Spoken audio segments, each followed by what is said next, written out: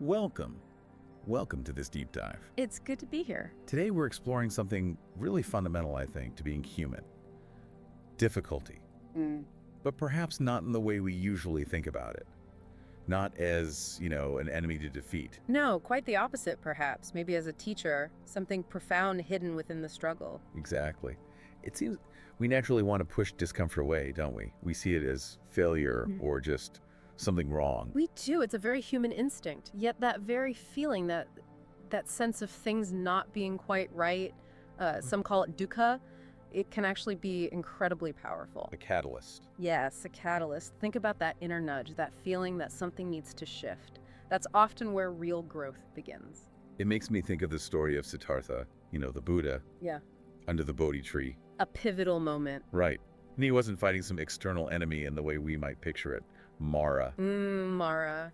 The temptations, the fears. They were really reflections of his own mind, weren't they? His inner landscape. Precise. And his response wasn't to fight back harder, but that simple gesture, touching the earth, the Bhumisparsha mudra.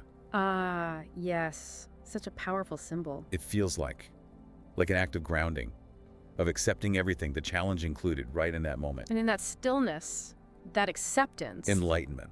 He found his way. that gesture touching the earth, it speaks volumes, doesn't it? About meeting reality as it is. No resistance. Drawing strength from the ground beneath you, especially when things feel shaky. Exactly, when the winds are blowing fiercely. So, for you listening, have you ever stopped right in the middle of a tough time and just wondered, what is this trying to show me? A potent question. Our aim here, in this part of our deep dive, is really to explore that shift, moving from resisting difficulty to inquiring into it. And discovering how that very shift can unlock an inner strength, a resilience, adhithana perhaps, that unwavering determination. But not determination through force. No, not gritting your teeth. It comes from a deeper place, a kind of understanding. Imagine a river. Well- Think about how it flows.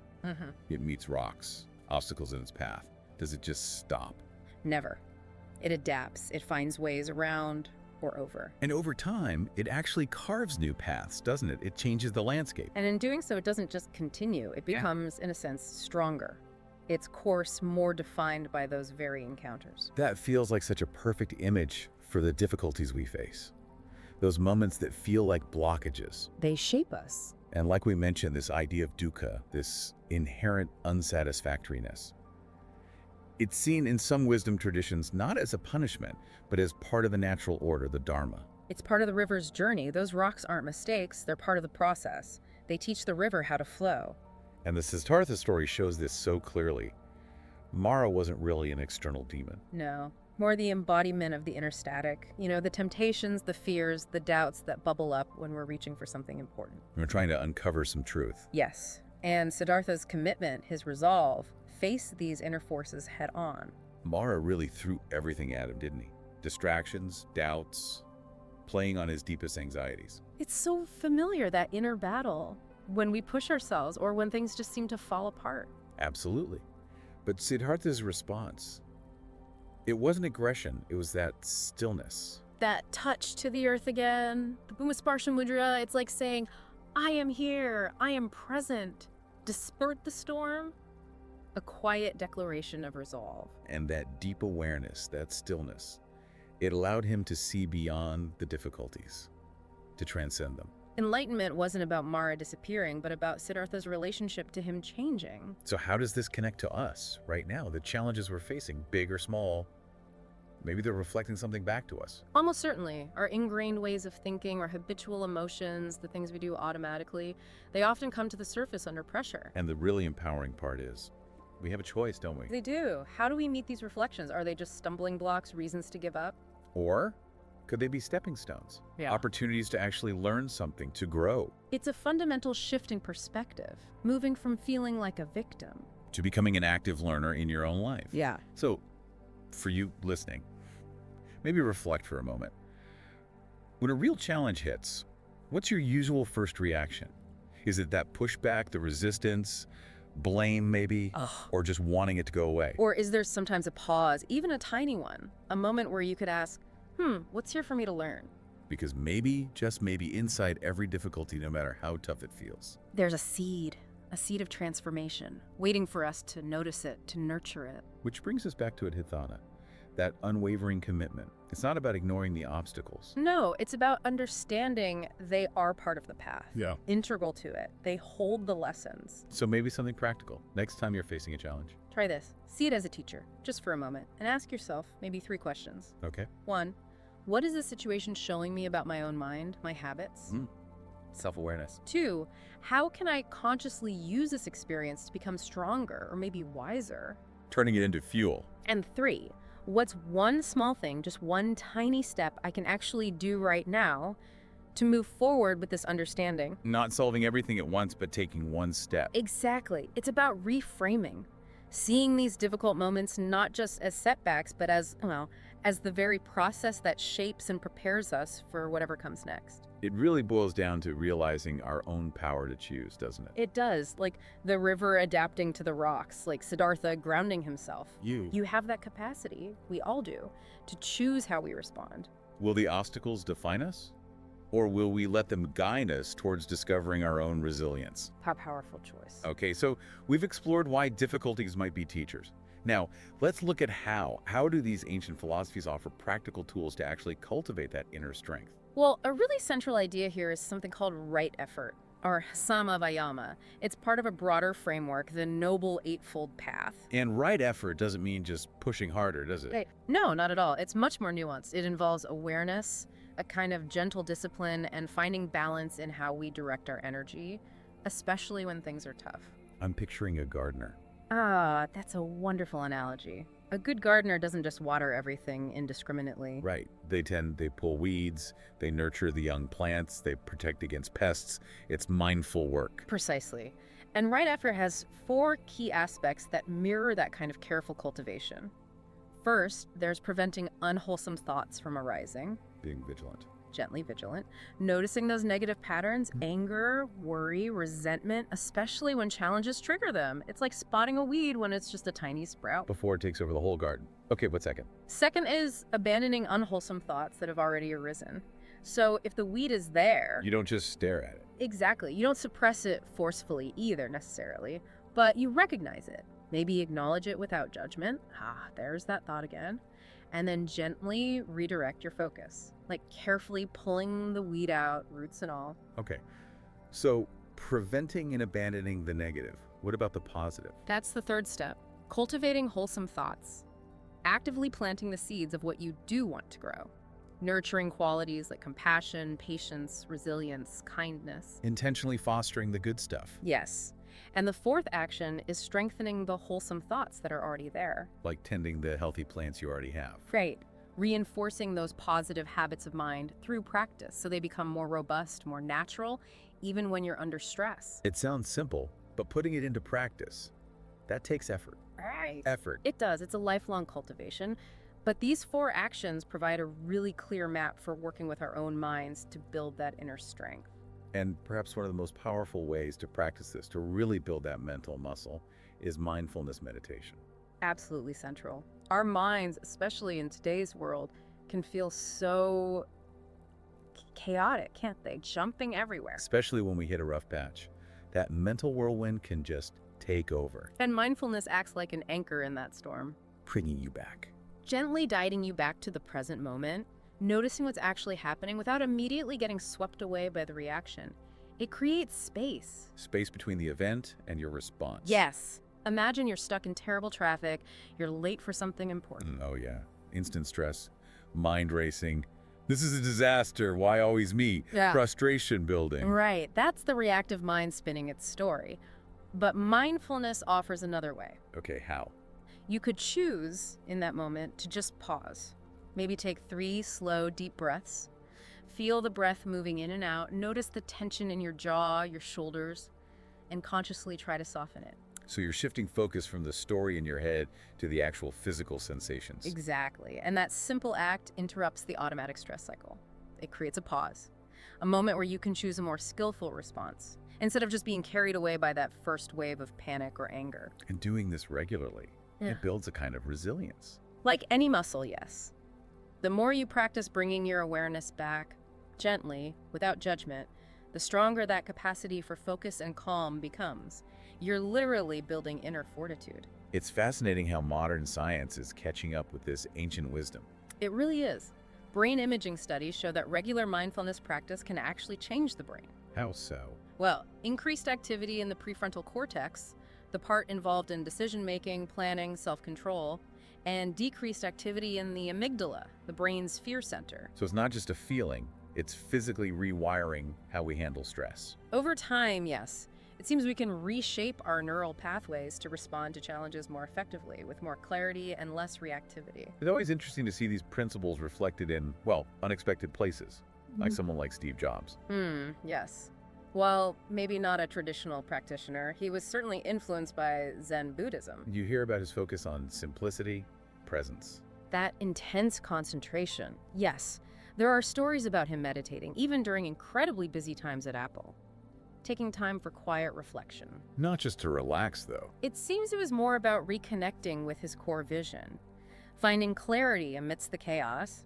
It was likely a tool for navigating the immense difficulties of building something so revolutionary. The financial crises, the product failures, the conflict. Exactly. That ability to stay centered, to maintain focus despite the pressure, must have been crucial. And that famous mantra of his, stay hungry, stay foolish, it almost sounds Buddhist in a way, embracing imperfection, uncertainty. It certainly resonates with that idea of non-attachment, of being open to learning, of not thinking you have all the answers, always being willing to grow, even through mistakes. Perhaps this example shows that ultimately our own mind is the most powerful tool we have. And cultivating it through things like mindfulness and disciplined effort is key to navigating whatever life throws at us. Okay, so for someone listening who wants to start building this kind of willpower, this adithana, what are some really practical steps they could take drawing from these ideas? Well, one very effective practice is daily reflection, sometimes called lojong in Tibetan Buddhism, which means mind training. Mind training, how does that work in practice? It's quite simple, really. You set aside a few quiet minutes, maybe at the end of the day, and you gently look back over your experiences, especially any difficulties you faced. Okay. And you ask yourself, softly, what triggered my reaction in that situation? Was there anger, fear, frustration? Then could I have responded differently, maybe with more patience or understanding? And finally, what's the lesson here for me? What can I learn from this? So it's not about beating yourself up. Not at all. It's gentle inquiry, observing your patterns without harsh judgment. The goal is to gradually recognize unhelpful reactions and consciously replace them with more constructive ones over time. It slowly shifts how you see challenges. From obstacles to learning opportunities. Exactly. Another vital principle is the middle way. We touched on that. Avoiding extremes. How does that apply to willpower? Well, think about effort. You can push yourself so hard you burn out completely. That's one extreme. Right, unsustainable. Or you can give up too easily at the first hurdle, leading to stagnation. That's the other extreme. The middle way is about finding balance. So practically, Break big goals down into smaller, achievable steps. Really small sometimes. And importantly, acknowledge and maybe even celebrate completing those small steps. It keeps motivation flowing without depleting your energy reserves. Find a sustainable pace. like running a marathon, not a sprint. Consistent effort over the long haul. Precisely. And a third tool, which can be surprisingly powerful, is using mantras. Mantras. For someone unfamiliar, what are they exactly in this context? They're short words or phrases you repeat gently to yourself, silently or aloud. They act as anchors for the mind, reinforcing a positive intention or quality you want to cultivate. Are there specific ones, or can you make your own? Both. There are ancient traditional mantras like Om Mani Padme Hum associated with compassion and wisdom, but you can absolutely create personal mantras tailored to what you need right now. Could you give some examples? If someone's facing a tough time. Sure, something like, I am strong enough to handle this, or maybe every challenge is an opportunity to grow, or simply, I move forward with courage and clarity. And repeating these helps how? When doubt or difficulty arises, gently repeating your mantra brings you back. It reminds you of your inner strength, your intention. It helps align your mindset with where you want to go. These are great practical tools. Maybe a story could help illustrate how someone might use these. Yes, I remember working with someone, let's call her Sarah. She was an entrepreneur, launching an eco-friendly clothing brand full of passion. Sounds exciting, but probably challenging. Immensely. She hit roadblock after roadblock. Manufacturing delays, marketing campaigns that just didn't land, financial stress, and deep, deep self-doubt started creeping in. That sounds familiar for anyone trying something new. Very much so. She felt completely overwhelmed, questioning if she should just give up. But then she started exploring some of these ideas. Mindfulness, Buddhist principles. What did she start doing? She committed to just 5 minutes of mindfulness meditation each morning, just focusing on her breath. And in the evenings, she started that Lojong practice, reflecting on the day's challenges, asking those gentle questions. And did she notice a difference? Gradually, yes. She described feeling calmer inside, less tossed about by the daily ups and downs. Her mind felt clearer, she made sharper decisions. The resilience started to build. So the problems didn't magically disappear. Not at all, but her relationship to them changed. She started seeing obstacles less as stop signs and more as, well, prompts for innovation, feedback, opportunities to learn and pivot. That's a huge shift. It was. Eventually, her business started to find its footing and thrive. And she often said that the patience, the perseverance, the presence she learned through those practices were absolutely key. What a powerful example. It really shows these aren't just abstract ideas. They're practical tools for navigating life. And it makes you think. When we cultivate this inner strength, it doesn't just benefit us, does it? No, there's a ripple effect. Absolutely. When you handle difficulties with more grace, more calm, it impacts those around you. How so? Well, you might inspire a colleague who's struggling. You might offer a sense of stability to a friend going through a hard time. Your own groundedness can uplift others, sometimes without you even realizing it. It connects back to that idea of interconnectedness we find in Buddhist thought. Exactly. The understanding that we aren't isolated islands, our inner state, our choices, they ripple outwards. Facing our own difficulties with courage and compassion actually contributes to a more resilient and compassionate world. So as we move into this final part, we're looking at how all this learning from difficulty, cultivating inner strength, can actually lead us towards our highest purpose. Yes, how these challenges, when met with awareness, can become catalysts for discovering and living what truly matters to us. We'll touch on impermanence, draw lessons from others, and look at more steps for integration. Let's start with impermanence, Annika. It's a core Buddhist teaching, but how does understanding that things don't last forever actually help when you're stuck in something painful right now? It's a profound and ultimately, I think, liberating truth. Knowing deep down that even the most difficult situation, the most intense suffering, is temporary. It offers perspective. Like knowing winter won't last forever. Exactly like that. The seasons change, storms pass, life flows. Understanding this doesn't erase the pain of the winter, but it holds the promise that spring will come, that the storm will break. It gives hope. It gives hope, and it can also lessen the grip of fear. If you know something won't last, you might be less terrified of it. But again, there's knowing it intellectually and then really feeling it. How do we bridge that gap? Practices like Vipassana or insight meditation are designed specifically for this. You sit quietly and observe the very nature of your experience. What do you observe? The breath flowing in, flowing out, thoughts arising, lingering, dissolving, emotions washing through you, changing intensity, physical sensations appearing, shifting, fading. You directly witness the constant change. So you experience impermanence firsthand within yourself. Yes. And as you do this repeatedly, gently, you start to develop a kind of spaciousness around your experiences. You see that even strong emotions or difficult thoughts aren't solid, fixed things. They're processes, unfolding moment by moment. It sounds like it creates distance. It allows you to step back slightly, to not be so completely consumed by the suffering. You realize, this too is changing, this too will pass. How does really internalizing this help us face future difficulties? It cultivates courage. You become less attached to things being a certain way, less fearful of loss or change, because you understand change is the nature of reality. You learn to trust the flow, knowing that even challenges hold the potential for shedding old layers for rebirth. It's inspiring, too, to look at people who faced truly immense adversity and used it as fuel. Absolutely. Think of Malala Yousafzai. Shot for advocating for girls' education. Just a teenager. An unimaginable trauma, yet she channeled that horror, that fear into a global mission. She became this incredible symbol of resilience and the power of speaking truth. Her response wasn't bitterness, but determination. Exactly. It reflects qualities like non-attachment, not being defined by the trauma, and equanimity, that balanced state of mind, Opeka, responding with compassion and resolve, not just reaction. For someone like Viktor Frankl. Ah, yes, the psychiatrist who survived the Holocaust concentration camps. His book, Man's Search for Meaning. Profound. He endured unspeakable horrors, but through it all, he discovered something fundamental. Even when everything is taken away, you still have the freedom to choose your attitude, your response to your circumstances. Finding meaning even in suffering. That was the core of his logotherapy. That meaning can be found in all circumstances, even the most painful. It connects to the Buddhist idea that suffering often arises from our attachments, our resistance to reality. Frankl found strength by focusing on his purpose, his why, even in hell. These stories show that difficulty doesn't have to be the end. It can be a beginning. They prove the resilience of the human spirit.